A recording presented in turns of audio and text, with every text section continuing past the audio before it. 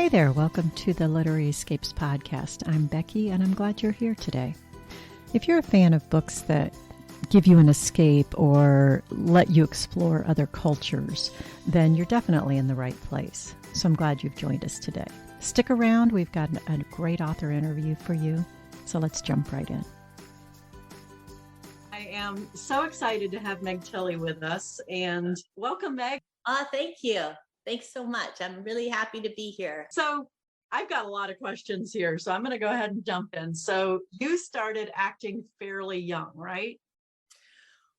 Well, it depends what you consider acting. So yes, I was acting. I started acting as a kid, but not in the acting world, but I think we all learn that there's certain things you say and there's certain things you don't, and you present a certain way, and then your home life might be different. So I was acting pretty much all my life, became very good at being what I thought was expected, read books or see things. So, but then it wasn't until I danced in the movie Fame way back in the 1979 or something. I don't know when it came out, maybe around then, 79, 80 or something. Right around that time, yeah. Yeah, that I realized that, people get paid for pretending to be other people. So when I was dropped as a ballet dancer and had to quit, I was like, what do I do? I have dyslexia, so I reverse numbers. So I can't work in a bank. I was trying to think of things I could do, and I hadn't gone to university because I'd just done the ballet. And then I thought, well, those actor people, I know I could do that. So that's how I got into acting. And my sister was acting at that time. So I left New York when, and I had gone home for 6 months. And then I went to LA, and 6 months later, I got my first lead. So when you did Fame, that was to be a dancer in it? I was one of the dancers. Okay. And we thought we were fancy. I realized now we were background action. I mean, we rehearsed for 3 months and we learned dances and little things. And I did, Louis Falco, who's passed away, but he did stuff, little things, and set us up and did things. And we rehearsed I remember we rehearsed to Hot Lunch Baby This Evening, or something like Hot Lunch Baby Stuff, yeah. That one. Yeah, so we rehearsed, and that was the one who, no, that was in the movie. Wait, it was forget it. I'm getting all mixed up. But we learned all these certain dances and stuff, and then we shot. And I remember some of the dancers decided right before, they had danced, some of the kids had danced in The Wiz, and they decided right before, this isn't fair. We're just being paid extras, but we're specialists because we've had to rehearse for 3 months, and and so they decided to go on strike. And I was like, go on strike? But are you kidding? Because there had been 5,000, 6,000 people auditioned for these 56 places. And it's and they're like, no, we've got the power. We've rehearsed for 3 months and they're going to start shooting and there's no way they can say no. And I was like, that's not, I was so scared. But they give us, they would come when we would be doing. And so I was just like, but how could we, but they did. They all organized and they voted, and they did. And we got paid more money. And then I was like, oh, how funny. Holy cow. Because they're like, if somebody has one life. So we got paid as specialty thing instead of just plain basic. Just extras, yeah. I don't know how we got onto this subject. I just remembered that just now. But I remember it was I thought it was so fancy. When we were doing the lunchroom scene, I found a place, because we were in a thing and they had some lockers. And so I'd go climb up and lie on the lockers, on the top of the lockers thing, so that I could have some space to myself. Yeah. And I remember it was fancy because they'd come in and they'd dump a big pile of McDonald's cheeseburgers on the table. The good stuff. And you could eat them. So it was, it was a pretty good life. And I couldn't believe that, we got paid this money. And you got paid for it, yeah. Yeah, so that's how I, after that, when I fractured my back and couldn't dance anymore, then that's how I decided, I can do that acting gig and they'll give me hamburgers. More money. Very cool. So some of the movies, I just wrote down some of them. You mentioned Fame, The Big Chill, which is where I was introduced to you, Psycho 2, Agnes of God, Masquerade, The Body Snatchers, how fun. I mean, Yeah. what a cool career. Yeah, it's fun. Like when I look back on it, I'm really Yeah. surprised. Like, oh my, this was me, like little scruffy Meg, and I've traveled the world, and not the whole world, but a lot of places in it, Yeah. and I'm just amazed. I'm just amazed. I'm I'm just flabbergasted, and the fact that I've met all those people and done all these things. When I look back, Pretty cool I life, huh? yeah, I just had been blessed with such an interesting life. And some of the interesting stuff at the time, I was like, I prefer not to have so much interest, but it's all made me. It's affected my writing. It's affected my acting. It's affected my ability for compassion and empathy, because Yeah. there's the I've lived a lot of lives in one life. So what a blessing. Exactly. Yeah. That's so cool. Any favorites on like who you've worked with or movies that you've been part of or any of that? Or is that a fair question to ask? I have different reasons for loving different movies. Like there's some movies that I've done that I love, even though the movies were a hot mess, like they didn't turn out well in the editing and they like ruined it. But I learned something about myself, and I became a more I slipped into another part of me that I didn't know I had through my character.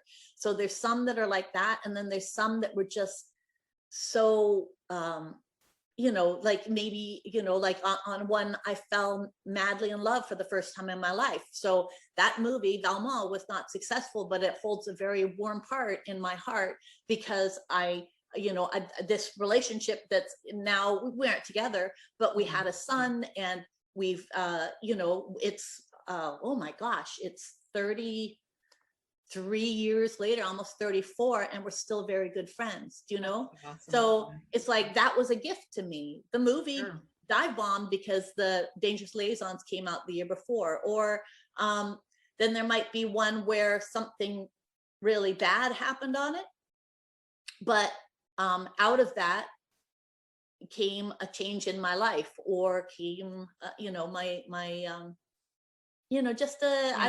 think they sing. So like working with Jack Nicholson, he's the best actor in the world, so that we had such a thing that I could just think a thought and he would pick up on it, and all of a sudden it would be like we would be soaring the scene in a different way. And that was such an experience. The movie didn't do well. I heard it wasn't, very good, but I loved the work I did in it. I loved working with Jack, and the interesting stories that came out of working with him, and then you borrow a little bit from people or have worked with. I got to meet a wide variety of people. And so then you borrow a little bit of these people, and they might show up as just an accent in one of your characters. So you were in Hollywood for about 15 years before you gave it up for a while? Yeah, around that. Yeah. Yeah. I was, and so that's why I don't have like a like whole bunch of movies. I've done a few and then I stopped. And then I did a little tiny bit when after I turned 50. I did the Bomb Girls show, and that was really fun. And I did so that was a good time. So why did you leave Hollywood? I left Hollywood because, well, a variety of reasons. First of all, I loved acting. I loved that I was able to make a large amount of money for someone of my age. I wouldn't have gotten that opportunity, and I could save it and stay home and be with I see some familiar faces. And anyway, I just got distracted. And that I could do that, and then I could be a full-time mom for the other part of the time, because I really wanted to give my kids a good and safe childhood. So that worked out well, but I did not, being famous really scared me when you're young, and when you come from challenge, your ability to stay safe is with your ability to hide. And so, and then it, continues on. It doesn't just stop at childhood, it'll continue on in adulthood. And so you have to find ways to make yourself invisible as a young woman, and especially, you could just, and so I thought I was pretty good at it. I was good at it in life, and I could just make myself small and make myself disappear. But once I was famous, it didn't matter how small I made myself, how much I tucked in, or what. I didn't realize that my face would be the same face that's up there on the screen, you know, 30, whatever, however big it is. I didn't realize. And people Until it hit recognize me, that. like actually after Psycho 2, and somebody recognized me in the grocery store, and it freaked me out. So it was a push me, pull you. I was grateful for the opportunity. I was grateful for to be able to create. I was grateful to be able to spend time with my children and be able to, because everybody at work has challenges. But I didn't like the predatory nature of many of the people in the movie business. And how you were forced in situations with people where you still had to go to work, and somehow, because very, very, very, very tender, like egos, like, you know, it's like if you think of like a toothache, and it's like a pulsing, throbbing cold or nerve, people were like that. So you had to be very, very diplomatic, but also very wily and in the beginning, it was hard to, you know, find my escape route. So it's complicated. Complicated being in the movie. So there was that, but there was also, then my children were at in school, and I'd take them out and bring them with me on sets. And then when they got a certain age, then it shifted, because their friends became friends with someone else for 3 months. For me, it's like 3 months shooting a movie. For them, it's so half a lifetime. So those, it's a combination of all those reasons why I stopped. It's hard when you're out to dinner with your kids and people will like elbow them aside to get to you. They don't, it's not because they're mean. It's because they're excited. Like, I know I've been excited to see certain people too. And I don't notice for sometimes, you know, well, I do, because I'm, but you know, it's like, oh my gosh, you don't think about all the, you know, things for the kids. So that had to have been a hard part of it all, I would think. And to have children growing up with feeling of eyes on them as well, just because of their association, it's very challenging. I know when I was working and then left when I had kids, and the whole identity piece of not working was a challenge. And I don't imagine that it matters what your work is. You probably still felt some of that. So what were you doing before, Becki? I was in sales, and you know, it was very much a man's world that I was in, and I was happy to not be in that world anymore.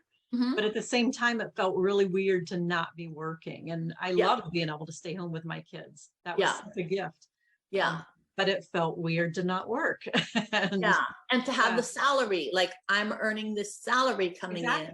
But not just that. Did you find, like I found, I don't know if any of the rest of you have had a similar circumstance, but I found that when I decided to stop acting, it was almost like I had like a sexually transmitted disease or something, or airborne disease. Maybe let's make that even more. Not that any of us have experienced that, but it was almost like people were like, oh, like they might catch it. So it was very lonely, because I had lots of people who were sort of friends, like, but you'd meet up or you'd talk about what you're doing or something, but it was like, you know, and it was part of the world, or you're not. You're in the world or you're not. And it was lonely. And I was like, but we're friends. I thought we're friends. You know, but it's different. It's a very transient life anyway. So and your identity. So that used to be, if you had to go, because then when I'd gotten remarried, he was in the business. So you would go, but it used to be, if you would come into a Hollywood party, eyes would go on, because that's the way it is. Like, oh, who's famous, who's here? People would come over and talk to you. But when you're a housewife and you haven't worked, people sometimes don't realize, well, you haven't worked because you've chosen not to. But if you were interesting before and then you should be interesting now. You know? But it's sort of like, oh, so what are you doing now? And you say, oh, I'm raising my kids, and you'd see the eyes kind of glaze over, and they'd be like, oh, And nice. And as they're making for this, who to talk to. yeah, they're looking over your shoulder Yeah. for who else they can talk to, who might help advance the career or get them a Exactly. job, or yeah. So it's Yeah. lonely. It's a weird world to be part of, I would think. That's kind of crazy. So yeah. One of my favorite parts of this job is finding out like how women became an author and what their path was to do that. And it's funny because, you know, we've had 20 different authors on here that we've talked to over the past year, and so many different paths. I don't know that anybody has had the same one. I don't know that anybody's come from acting into being an author. So I'm curious, how did you go from being an actress into being an author? So a couple of my tea timers will know this already, but so what happened is I never thought of myself as a writer because I have a bit of dyslexia, which I didn't know until my children got diagnosed. So I've never been a good speller, or when I have to pronounce people's names, it's hard because I never could figure out the sounding out thing. And I also sometimes will reverse part of the like chunks, like either letters, or sometimes it'll be a syllable. So so I never thought I would be a writer. I always thought that I was not very bright, actually. But I found out that I am. I just have a different kind of bright. Like I'm really good with investing and handling my money and, you know, things like that, which I never thought I could learn to do, but I taught myself how to do it. Right. And if you think, oh, well, because of the sequencing, I couldn't memorize the times tables, but I have a calculator. And you know what I mean? It's like all of a sudden I understand the concepts of what I need to do, or what, you know what I mean? Like I have that practical sense. Yeah, so I never thought I'd be a writer. And what happened is the first time somebody said that I was a writer was my acting teacher, Peggy Fury. And I was in a acting class, and I was sitting up at the loft studio, and there was two people doing a scene down below. So it was kind of dark in the studio, and Peggy was sitting, she sits on the side. She passed away. I love her. She gave me my life, really, in who I was. And she'd always sit along with her back against the wall of the studio in this little corner. And she had, what is it when you fall asleep? Narcolepsy? Yeah. Yeah. So she would always go and she would be watching the scene. She'd watch a little, and then she'd rummage in her purse. And she would rummage in her purse. And then pretty soon, that was her way, like she could get her head down a little bit. And then pretty soon her hands would slow, and her head would go down, and she would be asleep, or half asleep. But then when the scene was over, she'd get up, and so maybe she was asleep, or maybe she was just half on. And then she'd say, this is where you went wrong. And she would walk onto the stage area, and we were like in bleachers, and she would do like, here, and do that. All right, go and do it. And she'd give them advice on how to, and then they would do it, and it would be like, oh my gosh, you know. So anyway, she was doing it. Or sometimes she would walk out, or sometimes she would just sit there, and she'd say, oh, when you went over to the table there, did you feel that? Why did you went out, you know, or whatever she did. So she was starting to do that, and then all of a sudden she stopped. And she turned around, and she looked in the direction where I was, and she said, excuse me, she said to the other people, before I forget. And she turned around and she said, you're a writer. And I was like, somebody's a writer in this group of people? I was like, wow. And so I'm looking around to see, you know, who this fancy writer person is, who probably is a really good speller and is very intellectual and has most likely gone to university, because, you know, in our acting classes, some people would be lawyers who were like, I want to do something different. There would be like people from all different walks of life and who have done all sorts of interesting things. And she goes, Meg, I'm talking to you. Wow. I was like, me? You know, and I thought, and I was like, ha ha ha. And she goes, you're a writer, and it's important for me to tell you before I forget. Wow. And then she turned around, and then she went back to her thing. And I'm sitting there like, my face is red. It's kind of dim where I am. And I'm just thinking, oh dear, like, Peggy made a mistake. Like she thinks I'm a writer. And then I got really scared, even though at this time I'd already done a bunch of movies. I was already a really like well-respected. Big Chill was out. I can't remember if this was, I'd done like a lot of things. And I thought, if she's obviously wrong about the writer bit, so does that mean that she's also wrong about the acting bit? Because she was like my Dumbo's feather, where she said I was good. She plucked me out of a play where I only had 8 lines to come and study with her when she had a 2-year waiting list. So I was like, oh no. Yeah. What if so that means she might be wrong about everything. And then I didn't really think about it, but I felt really embarrassed. Like I felt like I should say, no, you've made a mistake. That's for the smart people, not me. But I never copped up to it because I was too embarrassed to tell her, you made a mistake. I'm not a writer. Like, you have no idea how unwriterly I am. I don't even write letters because I misspell words so much.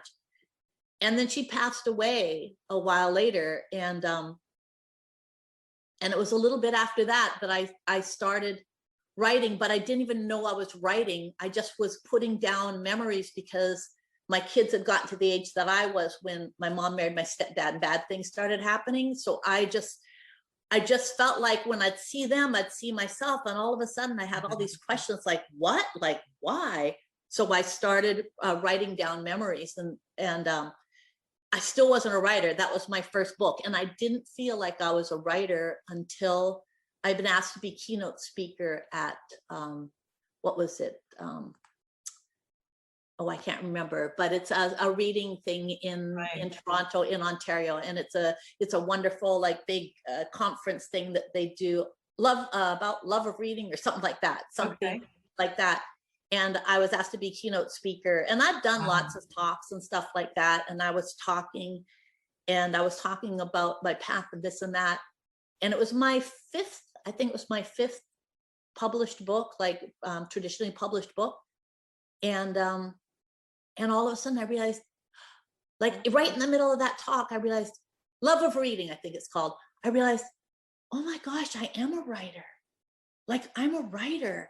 I didn't go to university. I didn't do any, but my books get nominated for things, and you know what I mean? And you're speaking as a writer, not as an actor. Yeah. And I've done, and all of a sudden I was like, oh, and I felt kind of emotional because I realized I am, and I've done 5 more books since then. And I do feel like I'm a writer. Who knows how many I end up doing, but I've had 10 books published. It's like amazing. That's awesome. It's a shame that your mentor wasn't able to see that. I know, but you know what? Okay, so I don't know. I just feel like sometimes when people pass away, I feel like they've passed away, so that they're there. But I feel them with me sometimes. Like sometimes I would still, for a while, she'd still come to me in my dreams, and give me advice and stuff like that. And so, and then I had one dream where something happened, and then I knew I wouldn't see her again, and I woke up with my face wet. But she's still with me. I think the thing is, she's still with me because she's a part of me. Like, people who we love who have passed, they've changed. She's changed the way I walk in the world. In her insisting on truth for the characters I played, I learned to insist on truth for my own self, my own life. And when something happens, then I'd be like, oh, what's the bigger lie that this little lie is covering?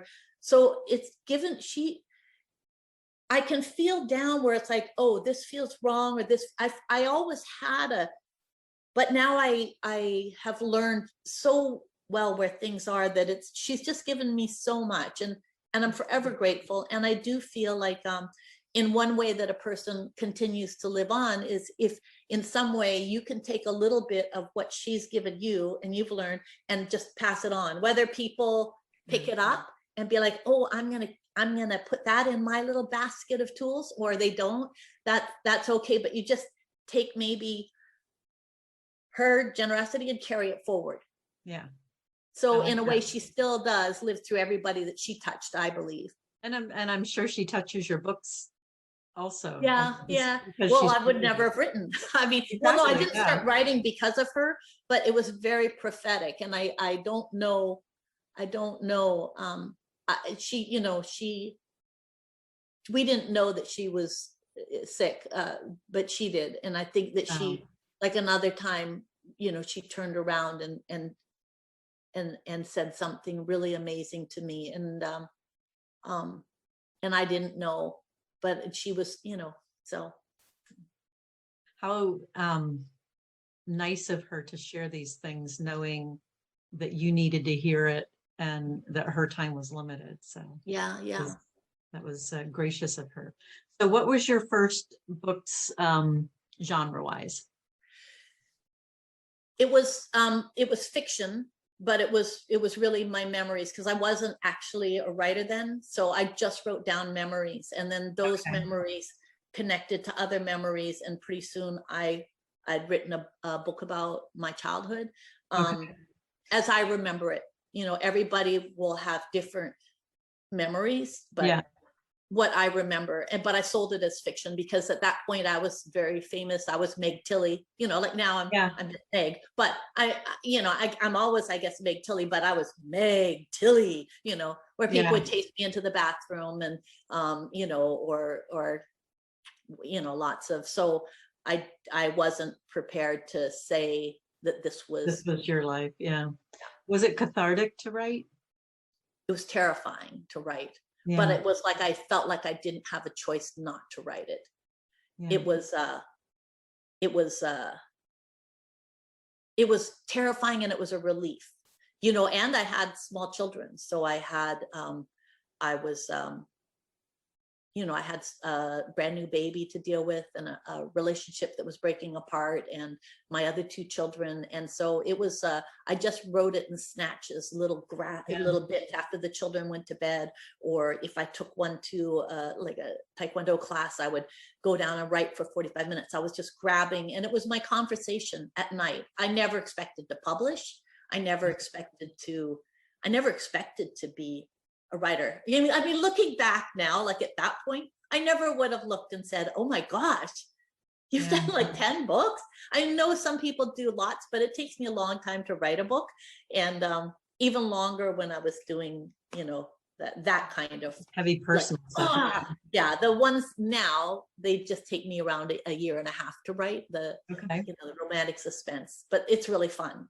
Because I know, like, a boogeyman's not going to jump out and grab me and drag me under. Whereas the first couple books I wrote, it was, it had to have been hard just being in that place again. I mean, that's, man. So at what point, or why did you switch from that over to the romantic suspense? Well, it was kind of like a sideways slide. So I read... because of challenge and the world being so scary and having 3 children, I discovered romance when I was, when my kids were pretty young. And so I would read the stuff that you're supposed to, I worked my way through all the classics. I just went and okay, now which one, now which one, now which one? We were voracious readers because we didn't have TV. And so, and then when I was, an actor, well, goodness, everybody's always talking about, so you were always reading whatever the books were that were winning the prizes and all of that stuff. But it was so much of it was so bleak.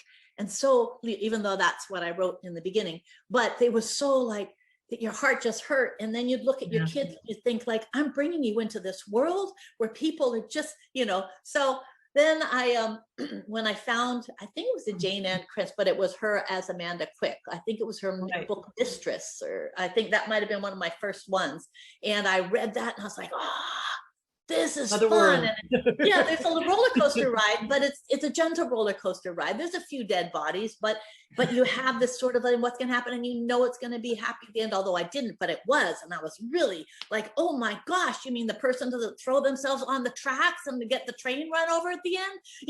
So it was like a revelation. So then I continued to read the ones that you're supposed to read, but then I had to get like a whole bunch of the others. So I get a big old stack of like my, and I liked, especially at that point, historical, but I read everything. I read all the Jane. I had my authors. I had my Nora Roberts. I had my, and I'd get them, and then I'd put and then, oh gosh, there was a million of them. There's a Kit or Cat Martin, somebody else there's a whole bunch of them, and Pamela Morrissey, and I'd have them and I'd stack them. So I'd put the, like, you know, the intellectual ones on the top. And I'd do the things, you know, and then when I read them, you know, I'd always make sure that I had my book covers down, because they always had these bodice things where I was like, oh, why are the book covers so embarrassing? Like now they've started doing book covers that look, you know, more like, you know, they could be anything. So anyway, so I read those and I read that, you know, and then all through, like, you know, then I started getting really interested in finance and handling my own stuff, because I'd always handed that power to other people. So then it would be like a whole bunch of, you know, finance or investing, or just so I could understand all of it.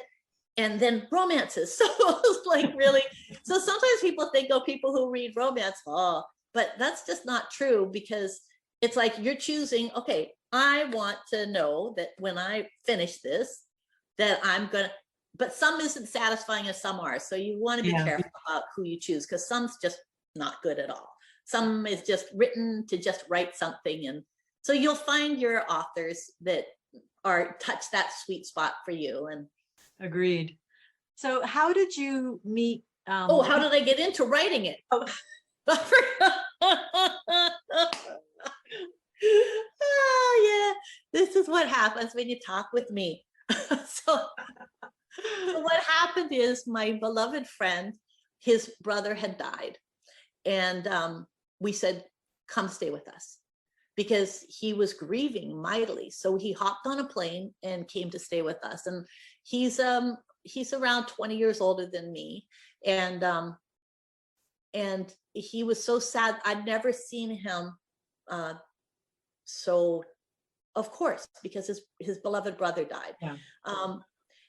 So the only time he kind of sort of cheered up was for the last 2 years. He had done a book, a Grant of Immunity, that he had published on Amazon, and as somebody else, but he had done it, and he had been trying to get me, because I have a ton of manuscripts that I've never published. So he was trying to get me to do it, and I'm like, yeah, no, maybe I will someday, but I planned on never doing it, because I was traditionally published, and I didn't want to go, you know, into that realm, because, you know, it's really hard to get the publishers to take you seriously. And I had a nice, you know, but then when he was there at our house, the only time he kind of brightened up was when he was trying to talk me into doing it. And I was lying in bed that night, and I was really worried. I was worried that, you know, maybe he was so heartbroken he would pass away too. And I thought, I've got to give him something that's gonna make him want to live. Yeah, exactly. So like the next morning I said, I've decided I'm gonna do a book. I'm gonna put a book on. And he's like, oh, he goes, which one? Because he knows a lot of my manuscripts, because we're in writing group together. And I'm like, no, because I'm thinking, I don't want to do it under Meg Tilly, because then I'll lose my traditional publishing creds and whatever. So I'm like, no, I'm gonna write something new. I'm gonna write something all new. I'm gonna write a romantic suspense, like the kinds I like to read. And he's like all excited, and I'm like, gulp, because I had never given myself permission to do that. But because I was writing under a different name, because over the years I'd tried to write it, because I thought that was like, I wanted to write what I like to read. Yeah. Everybody always says that, but I couldn't. It always turned bleak and dark. But when I was writing, I got a moniker, Sarah Flynn. And when I was Sarah Flynn, I could write romantic suspense. And so and I wrote, that was the fastest book I've ever written, because it was just fun, because I didn't have all of this weight of who Meg Tilly was and the things that I needed to say. I was Sarah Flynn, and it was just like a wee spree. And then I put that out, and he cheered up, and he's like, okay, so this is what you have to do. And he's like, okay, now, and it was a lot, because I'm not good in computer type things. They're technical, and I had to learn how to format it, and I had to read through things, and how to get it online, and how to get ISBN numbers, and how to level it here and there. And it was so much. Oh my gosh, it was so much. But I did it for my friend, and it was such a gift for me, because then Berkeley, my editors, came on board, and they gave me a 3-book deal, and I wrote the Solace series, you know, and then they did another, and I wrote the Runaway Heiress. And so, And they didn't do it under Sarah Flynn. no, they did it as Meg Tilly. Well, you know what, Jane Ann Krentz had, she had given me a little bit of advice, because like, okay, that was the best part. I got to meet some of my writing heroes, and most of them were like, and Jane is like, she's like, oh my gosh, she's like the most lovely person you'll ever meet in your life. She's so generous, and she's so she said, don't do it. She said, I have Jane Ann Krentz, Amanda Quick, and Jane Castle. And she said, and it's a nightmare with all the social media stuff you have to do. You want one name. I would recommend you do. So I was like, if Jane Ann Krentz gives me advice, I'm going to take it. So that's where it went from Sarah Flynn. The first one came out of Sarah Flynn, then we redid it. We did another sweep through and edit with my editors, and then it was Meg Tilly. Was that Solace Island then? Solace Island. Okay. Solace Island, then Cliff's Edge, and then Hidden Cove. Okay. And and then the Runaway Heiress. And so we did the so yeah, I did them all with Meg Tilly, and it was really fun. I really liked it. So that's cool. Yeah. So I did it as a gift to my friend, and it was a gift to me. And I got to meet so many of my like writing heroes. And cool. I would say 80% of them are like so nice, because I think the romance brings that to people. And then 20%, you know, they write good books, but you don't want to have tea with them. Maybe not even 20, there maybe you go. 15. Yeah. So on the Runaway Heiress, how much of that did you pull from your Hollywood experience? Okay, so like there's the party scene where, you know, I haven't been to a party like that, but I've worked with people who have had parties like that.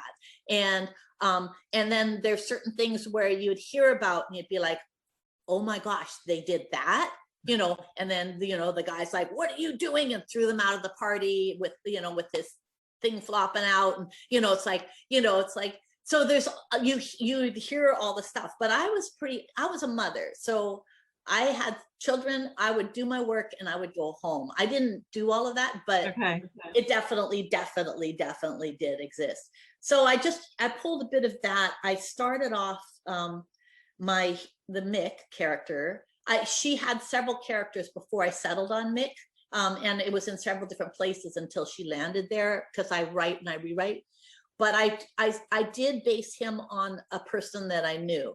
And so a little bit of the background and the swag and the hurt little boy underneath.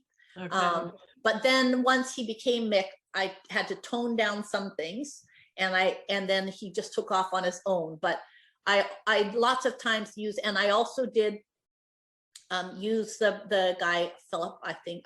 I forget the names of my characters, guys.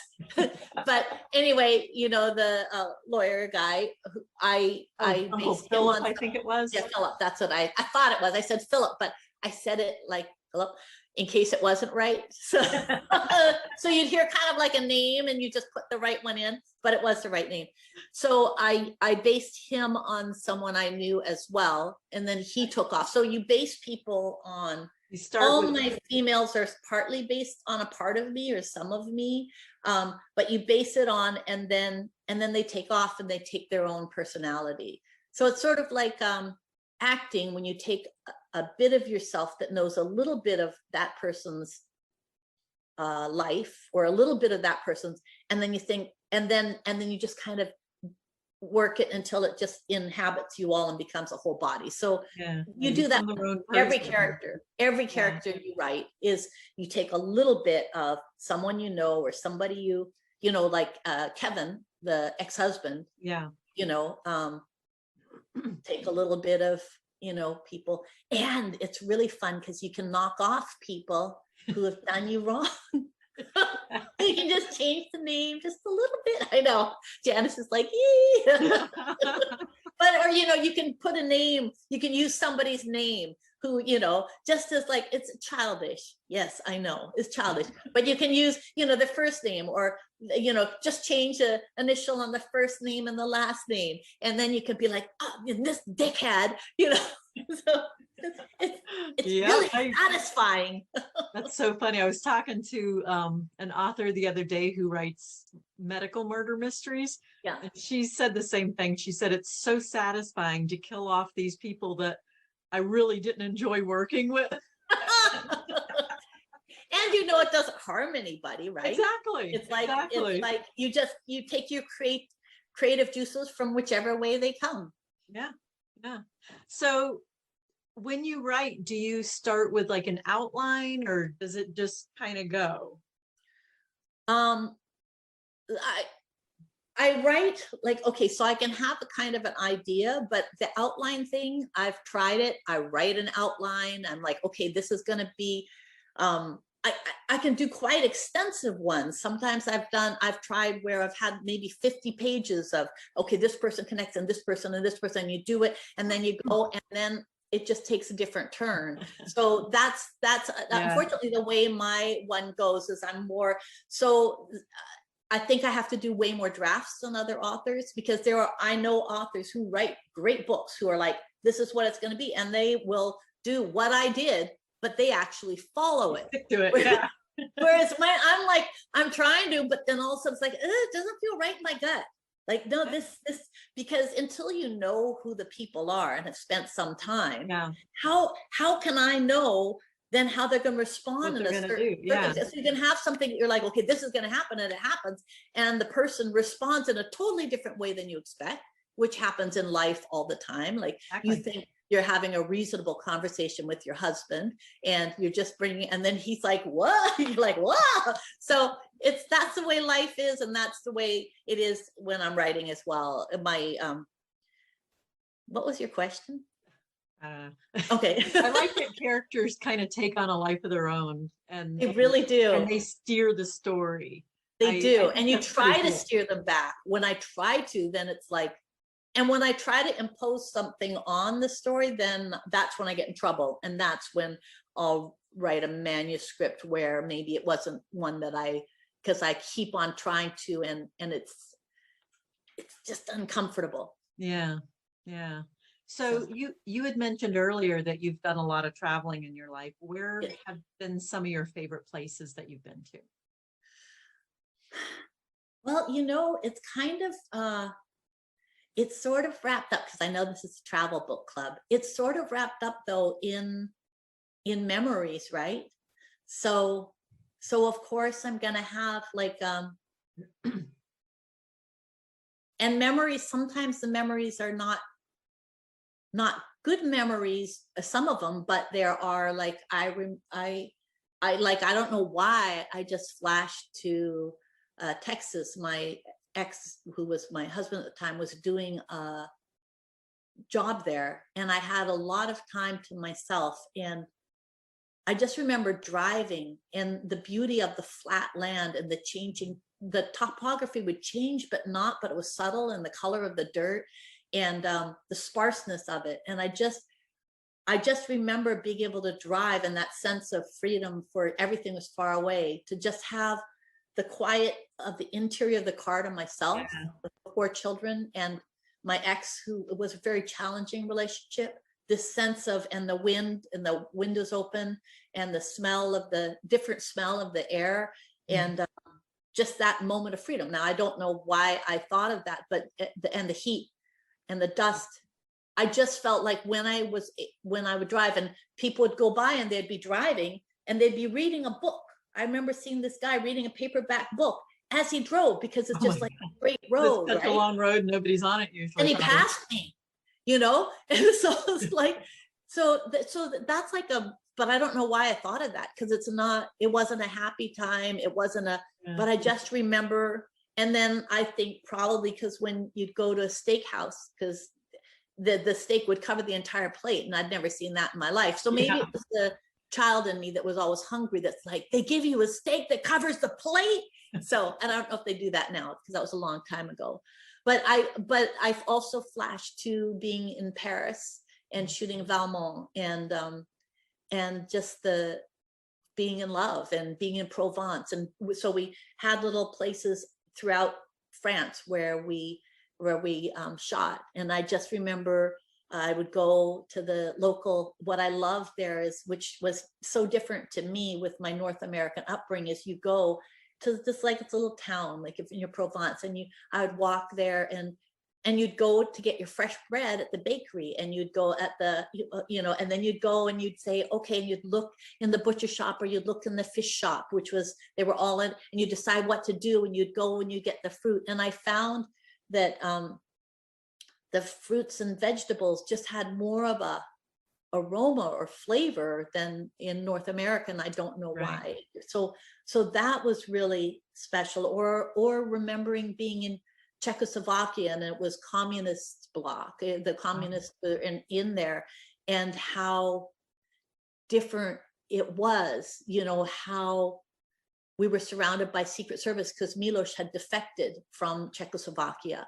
So, and I remember I had a driver, and he would not talk.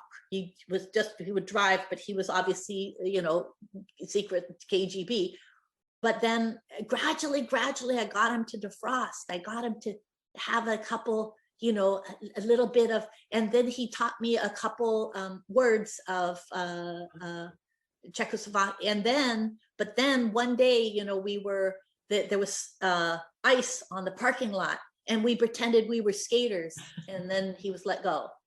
And I never saw him again. And I felt really, really bad, because I thought I got him fired because and I didn't realize, right? He showed his humanness to you, and yeah. I mean, I didn't end up doing Amadeus, but the time in Czechoslovakia where it was winter and there was not much, so you would go, Tom Holtz and I, we would walk for a long way. We'd find like this, we'd find a menu. This place is supposed to be good, and let's go. And we'd see the menu in a guidebook, and we go, our mouths watering. They have a fresh green salad, and we get there and we'd order the fresh green salad, and then we get sauerkraut. It was like pork and sauerkraut. Once in a while, somebody might have chicken, but it was pork and sauerkraut. No matter how far you walk, no matter what you even ask for, right? Yeah. And I remember we were at this the Intercontinental Hotel, and they would make the bread. I think might have been Sunday night, well, it was one day, so that Monday the buns would be so soft and fluffy that you'd get the dinner rolls with your food, and you'd eat them. But as the week went on, they got harder and harder and harder. And by the end of the week, you would need to dip them in a broth or something in order to break your teeth on them. So I knew to eat a lot of bread in the beginning, but we were starved for fresh fruits and vegetables. I bet. But then they sent us to Italy, to Rome, to do our wardrobe fittings. And Tom and I just ate like little piggies. We just, there was blood oranges you could get on the street, and kiwi fruits, and we just ate. And Fabrizio would take us out for lunch and dinner, and they don't just have like one plate of something. It was like many plates of food, and we eat it, and we gained so much weight that the wardrobe guy was like, stop eating, because from one day to the next, our stomachs would expand more and more and more. And he's like, stop eating. But we couldn't. We were just like, oh, we got to eat all this. And it's not sauerkraut and pork. Yeah, it's good. So, it's like fun. You get memories of different things. I was in Denmark for when I was playing Carrion, and I remember places by lots of times the food I got to eat. So there, it's like, I associate sauerkraut and pork, and we found a really good place that had a really delicious borscht in Prague, where we walked across through the snow, and it was still, it was borscht, but it was so good. So we would go there a few times. Okay. But so in France, I think of the places like that we ate, where we would go and have like the seafood place. So me, it's always food. All the food, yeah. Yeah. In Denmark, they had cook? good. Pardon? Do you like to cook? I love to cook. Okay. Well, no. I cooked a lot because I was a mom, and with kids, you have to cook, right? Yeah. So I cooked a lot, but I love to eat is the thing. So when you cook a lot, then it's not like, oh, I love to cook. But now my kids are all gone, And pandemic, I'm really grateful that I cook, because we can make what we want to eat. So I've actually become a much better cook during the pandemic, because if you feel like something, then you try to figure out a way to make it with whatever supplies you've got. Yeah. So I love being able to cook what I want to eat, but I wouldn't say, oh, sometimes it's a good time because it's creative to cook, but sometimes it's a chore because you're like, I don't feel like it. It seems like you would be a good cozy mystery writer, because they always have good food in their books. That's what one of my tea timers had written and asked me. So they said, have you? And I hadn't read cozy mysteries. So I'm gonna look up a few, because I do like having food. Yeah. And then you can have like a whole cookbook, and people want me to, but I don't cook that way. I just taste things and be like, oh, it needs a little of this, or oh, it needs a little of that, and then put a little bit more in. Then it needs. My sister does that. She can make the best with whatever, and like with whatever's in the fridge, I can take it and be like, and then it needs a little. But I add a little of this or a little of that. I've done a couple cooking ones, but I only do like pure basic, because my chili has maybe 40 items in it. It's just like, and I don't know the amounts until I taste it, because I just bung things in and add or whatever. Add and stir. Yeah. Okay. So of all these different places that you've traveled to, do you see writing books set in any of those places?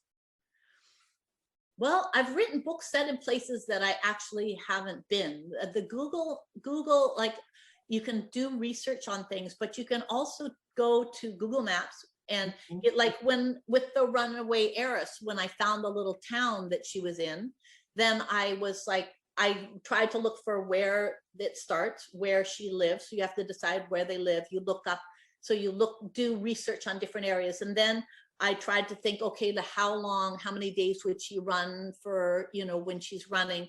And I'd look on different things on the route to where she ended up, and then find a little town. And then you can go in and you can find a town, like different towns, and you can look and then walk down the streets, like with the arrow and looking around. So that really helps a lot. You can actually see. Yeah.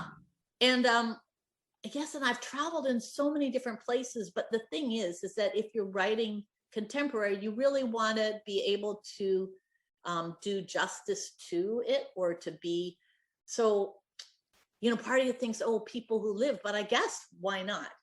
So anyway, the answer is, I don't know. I mean, I've written people going to New York, because I've been to New York, or being in LA, or being in Canada, but I make up places as well. But I hadn't been to Vegas in that way.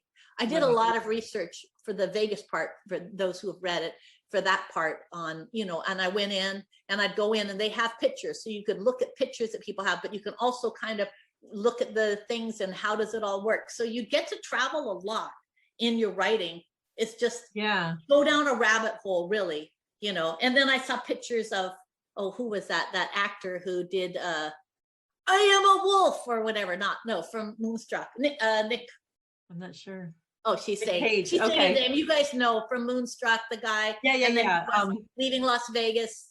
Nicholas Cage. Yeah. Nicholas Cage. Nick. I knew there was Nick there. I'm not sure who's, I don't know how I even got to that, but yeah. Oh, I saw him get it, because there were pictures of him getting married. So I was able to see how the booths are. And again, poor guy. So, somebody had asked if you could rewrite any project from your past, what would you want to do? Well,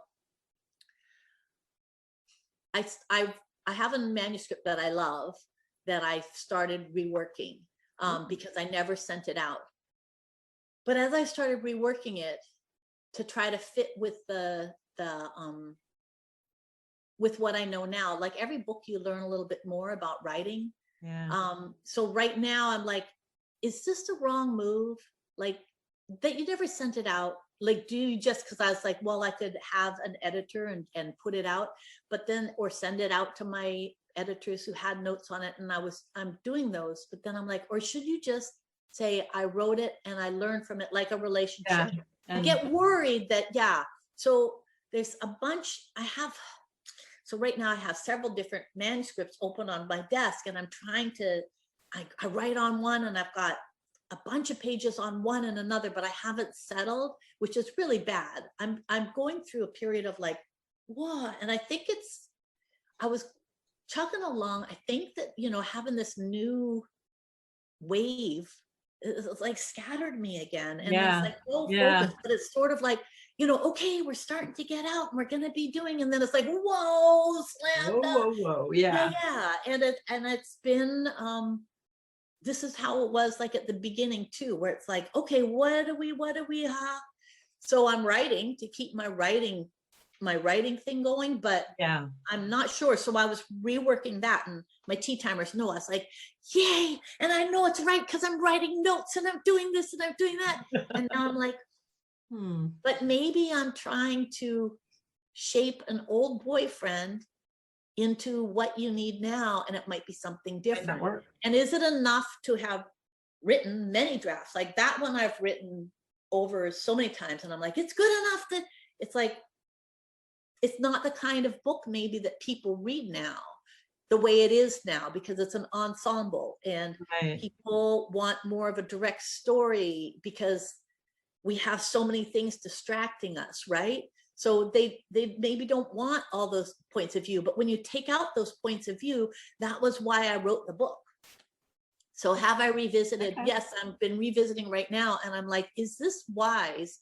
Is this wise? Because I like what I wrote. I like how it's how love is different. What people think is love is different for all these different women in different times of their life. But, and then do I take out all these extra ones, and just have this? It'd probably lose a lot though, wouldn't it? Huh? What? It would probably lose a lot. It loses all the parts of all the points of view.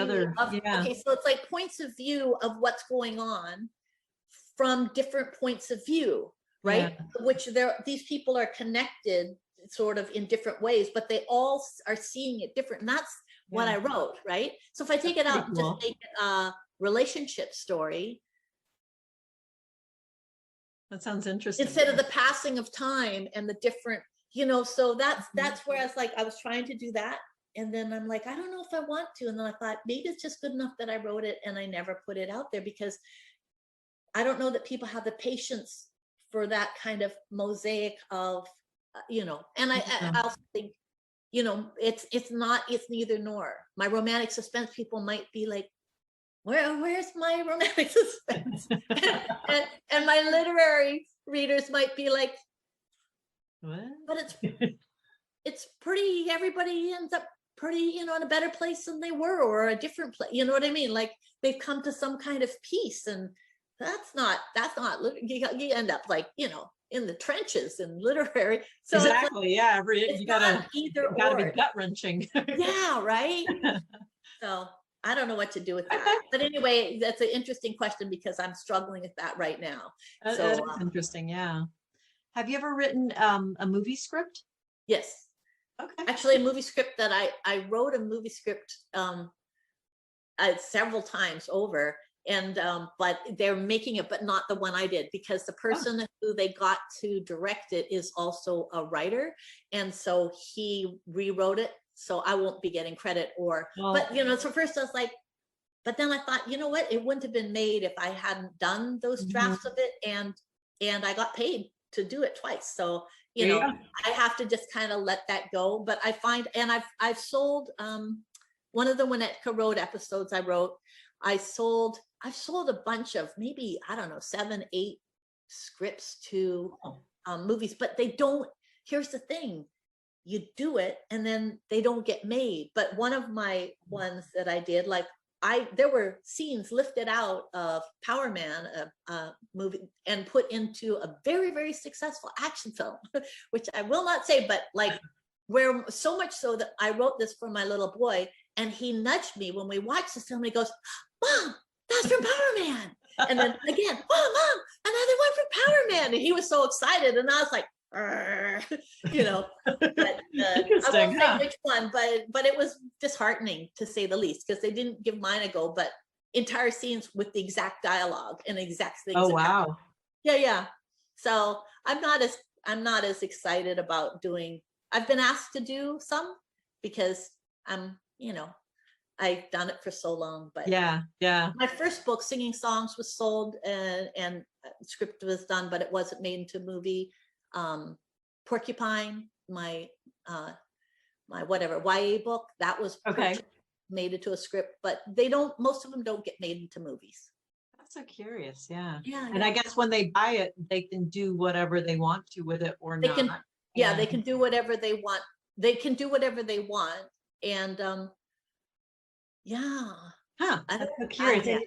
Like you have to be willing to let it go out into the world and become whatever it is supposed to become, right? I mean, well, that's the thing that is heartbreaking about it, is the majority of scripts don't go out into the world. So the majority of scripts you'll write and then you rewrite. It's not like, okay, so the process is different than in books. In books, every single time with my editors, they have made my book better.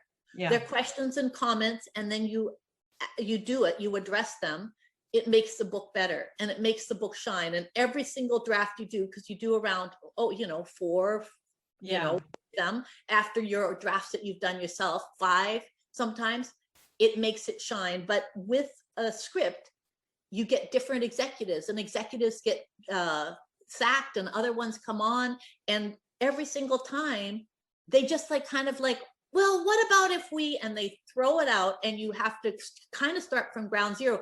So the script doesn't get better and better and better. Lots of times it can get, writing by committee, it gets worse and worse. And sometimes copy, I bet. Yeah. The ones that get made, you're like, whoa, that script is like, I can't believe somebody greenlit it. So whereas a book, it always gets better. So even though I get paid much more for writing screenplays, I'd much rather write novels, which then anybody can go buy one of my books until they aren't, for sale anymore. But anybody can read them. So you spend all that time of your life. Like for me, it takes around, now I've got to a year and a half. My first book took 4 years. My second took 10, but I've luckily shortened that time frame. Yeah.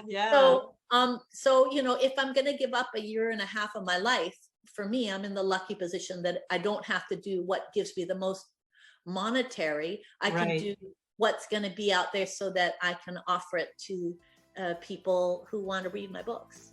That's fun. And people do. And that makes me really happy. Like, I feel so blessed. There you go. Well, thank you so much for joining us today, Meg. Oh, this was such a treat. Thank you.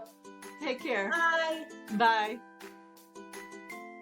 Thanks for joining me today on the Literary Escape podcast. If you enjoy hearing the behind the book story, then join me in the Literary Escape Society. We're a community of travelers who love books, or maybe book lovers who love to travel. Either way, if you need an escape, a literary escape, come join us as we read our way around the world together, one book at a time. Check out the show notes to learn more about the Literary Escape Society. And we'll see you next time on the next episode.